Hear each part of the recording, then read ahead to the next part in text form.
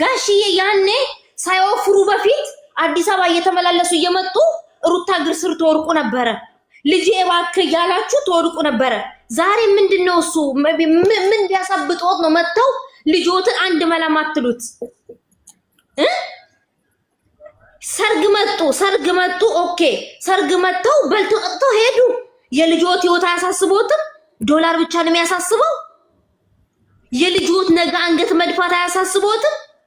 የእርሱ አንገት መድፋት አያሳስቦትም? የአባትነት ግዴታ የለበትም?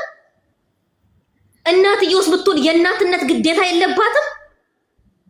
የእናት ማህፀን ይድረቅ አባትን ይድፋው እያሉ አባቱ እየተተለተለ በፊት ለፊት እየቆመ ለአባትም እንኳን ትንሽ ጥንቅ ወይኔ ምን ማለት ነው? ምን ማለት ነው? ጭንቅላት የሌላቸው ስላለችሽ እኛም ደግሞ አመጣጥሽ ምን አይነት አመጣጥ እንደሆነ እናውቀዋለን። ለድራማ ወይም ለፎሎ እንደመጣሽ እናቀሻለን። ግን የሴት ልጅ እናት ነሽ ልጅሽን ሰርተሽ ነው የምታስተዳድሪው፣ እናትሽንም ትረጃለሽ ብለን ዝም ብለንሻል። ግን አሁን ልክሽን አልፈሽ ቺቺቺ የምትያት አንቺ አትያትም። ሩታ አይደለችም ሩታ አንቺ ሴት ሆነሽ ሴት ልጅ ቺቺቺ ብለሽ አትናገሪ። ምክንያቱም አስተዳደግሽን ነው አሁን ያሳየሽው። ባለጌን ካሳደገ የገደለ ጸደቀ ይላል ያገሬ ሰው። እንዳንቺ አይነት ባለጌ ሚዲያ ላይ መውጣት የለበትም። እኔ እግዚአብሔር ምስክሬ ነው ፍቅር አንቺ መናገር አልፈልግም ነበር። ለምን በጣም ወድሻለሁ፣ አከብርሻለሁ። ለምን በልጅነትሽ ወልደሽ እንኳን አራስነትን አላየውም ወጥቼ ሰርቻለሁ ብለሽ የተናገርሽው እስከዛሬ ድረስ ጆሮዬ ስራለ።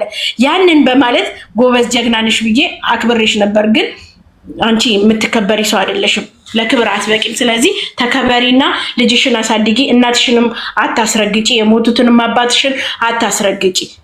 መከበር በገዛ ከንፈር ይላል። ተከበሪ። እኔ ሌላ አልልሽም። ሴት ልጅ በትዳር ውስጥ እየኖረች ከፍ የምትባልበት ጊዜ ከመጣ አይ ዶንት ኖ ነገ ደግሞ እንደዚህ አይነቱን ወንድ ነው። ከዚህ በፊት ታስታውሳላችሁ ኢቢኤስ ላይ አንዲት በትዳር ዓለም ውስጥ የሚኖሩ ባልና ሚስቶች የባልየውን የቆረጠችበት ሲልከሰከስ አግኝታው ነው። አብርሃምንም አንድ ሴት ላይ ሌላ ሴት ኃይለኛ ሴት ቢገጥመው ኮንሽላ ካለ ጎዶሎ አርጋ ታስቀምጠዋለች። ይሄ እንዳይሆን ነው ነገር እንጠንቀቅ የምንለው። አንድ ነገር ልበል። አሁን የሩታ ቤተሰቦችም ሆናችሁ የሄርሜላ ቤተሰቦች ዛሬ ሄርሜላ እነዚህን ሁለት ልጆች ሄርሜና ሩታን ፍቅር እንደዚህ ብላ ተናግራቸው እናንተ የምትወዷቸው እና የምታከብሯቸው ልጆች እንደዚህ ሲረገጡ እነሱ ፈልገው ቢሆኑ ግን የሚያስተላልፉት መልእክት መርዝ ስለሆነ እስቲ ሂዱና አብርሃምን አንሱ፣ ፎሎውን አንሱበት፣ እስቲ ዘቅዝቁት። የዛን ጊዜ እስቲ ሴትነታችንን እናሳየውና ወጥቶ ይቅርታ በቃሽ እኔ ለጨዋታ ነው ብሎ ይናገር። እስቲ ሂዱና አንሱ፣ አትጨምሩበት። ይሄንን ልጅ በህግ መጠየቅ ነውማ። በህግ ተሰብስቦ ማን ያዘጋ? አንቺ ልማኛ ማዘጋት። ስለዚህ ይሄን ሰውዬ በህግ መጠየቅ አለበት። ጠበቃ አዲስ አበባ ኢትዮጵያ ያለው ተገዝቶ አለቀ። ቲጂዬ መዘጋት ይችላል። እኔ አንድ በቃ ምለው የሚቻል ከሆነ ዩቲዩብ ከመዘጋት ይችላል፣ ግን ብር ይጠይቃል እንጂ መዘጋት ይችላል። እና ጠበቃ እናንተ ከምናቆም ለምን ዩቲዩብ ማዘጋት ከቻለ በቀላል ብር የሚዘጋ መሰለሽ እንዴ? በሚሊዮን የሚቆጠር ገንዘብ እኮ ነው። 600 ሺህ እኮ ነው ያለው። ቲጂዬ ዩቲዩብ ቢዘጋ ዩቲዩብ ይከፈታል። ምንም ይሄ ፋይዳ የለውም። ዩቲዩብ ማዘጋቱ ፋይዳ የለውም። ጥፋቱን ማወቅ አለበት። ነውርነቱን ብልግናውን ማወቅ አለበት። የእውነቴን ነው የምላችሁ ህዝብ ሆ ብላችሁ አንዴ እውነቴን ነው የምላችሁ እግዚአብሔር ምስክሬ ነው። በዩቲዩብም ይሁን በቲክቶክም ይሁን ቤተሰቡን ቀውጡት። በቃ ይሄ ስራ ያቁም ብላችሁ ቀውጡት። ዩቲዩብ እንትን ቢል ይከፈትለታል። ብልግና ለመስራት እኮ 1000 ነው ስንት ነው የሚፈቀደው? ምንም ችግር የለበትም ዩቲዩብ ነገም ይመጣል ተመልሶ። ግን ነውርነቱን ብልግናውን ይወቀው። አሁን ጨረሳችሁ? ሪከርድ የተደረገውን ጨረሳችሁ? ለህዝብ ያጋራችሁን ሪከርድ ከልብ የሚደግፉት ራሱ የሄርሜላም ይሁን የሩታ ቤተሰቦች ምን አለ እንደነሱን ያፈቀሩት ልጆች ነገ ይመጣ ይሆናል። ፍሬው ይቀርታል። ፎቶ ለቀቀች ይሁን ሚዲያውን ቢያጥለቀልቁት እመቤቴን ነው የምልሽ ነገ ይሄን ስራ ያቆማል። እርግጠኛው ብለው ይደግፉታል። እሱም ማለት ነው የሄርሜላ ብቻ አይደሉም፣ የሩታም ናቸው። የኔ ቆንጆ የሩታም ናቸው። እኔ ናቸው ማለት ቆሮቆሮ ለራሳቸው የሚያስቡ ከሆነ ብሎ ይሄንን ልጅ ይሁን ቤተሰቦቹን እያሰደበ የልጁን አንገት እያስደፋ አይደለም ስራ የሚሰራው። ኦኬ ዛሬ አለው ለነገ መግቢያው ይቆጨዋል። ነገ ልጁ ቀና ብሎ መሄድ አይችልም። ነገ አብርሃም ራሱ በተወለደበት ሀገር በቡታጅራ ቀና ብሎ መሄድ አይችልም።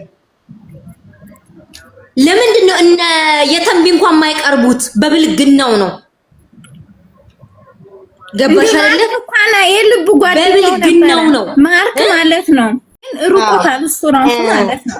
አዎ በትክክል እና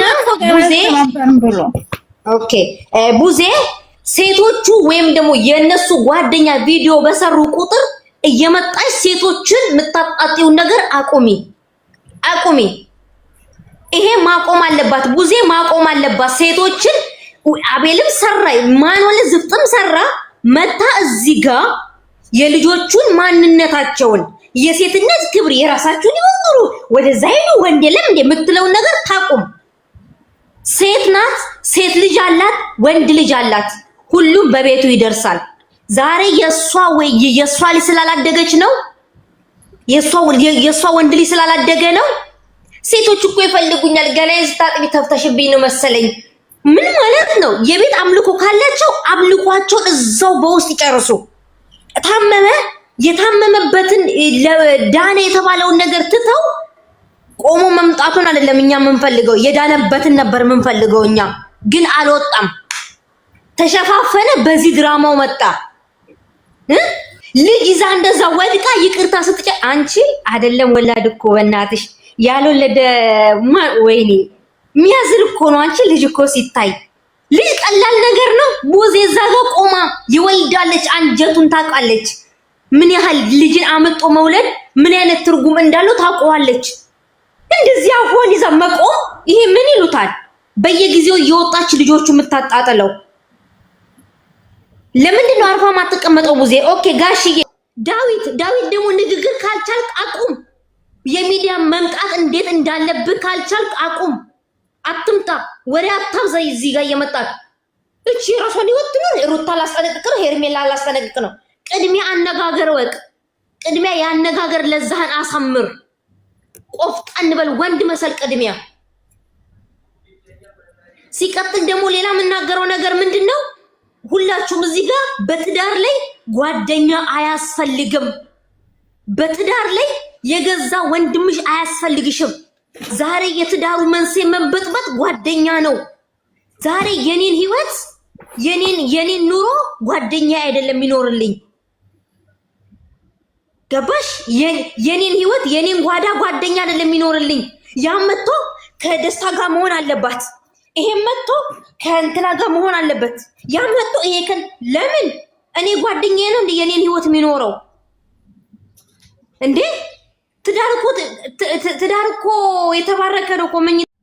ትዳር እኮ መጫወቻ እኮ አይደሉም እንዴ? የድሮ እናቶቻችን እኮ ተቀጥተው ባሎቻቸው እንኳን ቢመታቸው ኩሽና እኮ ነው የሚያድሩት። በየሰው ቤት እኮ አይሄዱም። በየሰው ቤት ከባል ያስታርቀን ብለው እንኳን እግር ላይ እኮ አይወድቁም። ለምንድን ነው ሴትነትን ዝቅ የሚያደርግ ስራ እየሰራ ዛሬ እንደዚህ ልጋጉን እያለ እየመጣ ለምንድን ነው በትክክል ማይቀመጠው? አርፎ ማን ነው እሱን በትክክል እንዲቀመጥ? ማን ነው እሱን አፉን እንዲይዝ ሚዲያውን በሙሉ መጥቶ ይቅርታ እንዲጠይቅ የልጁን እናት የሚከስበትን? ሄርሜላም በሴትነቷ ተጎድታለች። እሷንም ይቅርታ በጠየቅ የልጁንም እናት ይቅርታ ጠይቆ እናቱን አባቱን ይቅርታ ጠይቆ ኢትዮጵያን ሕዝብ ይቅርታ መጠየቅ አለበት። እሱ ብቻ አይደለም። ፎሎወር 500,000 ቀልድ ነው እንዴ? አንድ ቀን መጥቶ አመስግኗል? አላገጠ። ለምን? ስለሚከታተሉት። ለምን? እሱን ለቀቃ አለቀቀ ያሉ የሱን ፔጅ 150 ጊዜ እየሄዱ እያሉ ያያሉ። ልጁ እያደገ ልቡ እያበጠ ጭራሽኑ ጸጉሩን ተሰርቶ የኡጋንዳዊ ምን መስሎ ግብረ ሰዶሚያዊ መስሎልን መጣ። እሺ ነገ ምን ሆኖ እንዲመጣ ፈለጋችሁ? ከወንድ ጋር ተጋብቻለሁ ብሎ እስከሚመጣ ነው መጠበቅ ያለብን? የግብረ ሰዶም ትክክለኛ ስትራቴጂውን እኮ ነው ይዞ መጣው። ልብ ብላችሁ ካያችሁ በየሄደበት የተለየ ልብስ ይለብሳል። ከስር ነጭ ቲሸርት ሱሪ አግቶ ከላይ ጥቁር ያደርጋል። የሱ ህይወት ሀዘን ነው። ህይወቱ የሀዘን ህይወት ነው። ህይወቱ ጨለማ ነው። የተስተካከለ ነገር የለውም። የቤተሰብ ፍቅር የለውም። ለልጅ ፍቅር የለውም። ለሚስቱ ፍቅር የለውም። ለራሱ ክብር አይጨነቅም። እንዴ ሴት ልጅ እኮ ሁሉ ነገር ናት። ሴት ልጅ እኮ ሀገር ናት። ኢትዮጵያ ናት እኮ ሴት ማለት። ሴት ከሌለች እኮ ማንኛውም ልጅ መወለድ እንኳን አይችልም እኮ አይደል እንዴ? እና ሀገር ከሌለ ሰው መኖር ይችላል? አይችልም። እኛ እኮ ሀገር ነን ቢታወቅ። እንደ ሚዲያው እንደ ሀገር እኮ እኛ መቆርቆር አለብን። እሱን እንዳይታይ ማድረግ አለብን። እኔ ለባሌ ክብር ከሌለኝ፣ ባሌ ለኔ ክብር ከሌለው፣ ባሌ ሄዶ ጓደኞቹ ጋር የሚያማኝ ከሆነ፣ ሚስት ሄዳ ጓደኞቹ ጋር ያማችሁ ከሆነ ይሄ እኮ ትዳር አይደለም። ይሄ እኮ ህይወት አይደለም። ንፋስ እያስገባን ያለ ነው። ስለዚህ አባካችሁ ድምጽ ሁኑ፣ ጩሁ። ጠበቃ መቀጠር ካለበት ጠበቃ ተቀጥሮ ይሄ ልጅ ወይ ይቅርታ ጠይቆ ሚዲያ ላይ መምጣት አለበት፣ ወይም ደግሞ እዛው ከነምናምኑ ዩቲዩቡ ለትንሽ ጊዜ ዘግቶ እረፍት ያደርግ። ወንድ ልጅ ከትዳሩ ከተፋታ በኋላ ለራሱ ጊዜ ነው የሚሰጠው፣ ሴት ላይ አይደለም የሚንጠለጠለው። ገባችሁ አይደለ? ሴት ልጅ ትዳር ስትፈታ ወደ ቤተሰብ ሄዳ ራሷን ነው የምታረጋጋው እንጂ ከወንድ ጋር አይደለም የምትላላጠው። ይህ ክብር አይደለም። ይህ ኢትዮጵያዊነት አይደለም።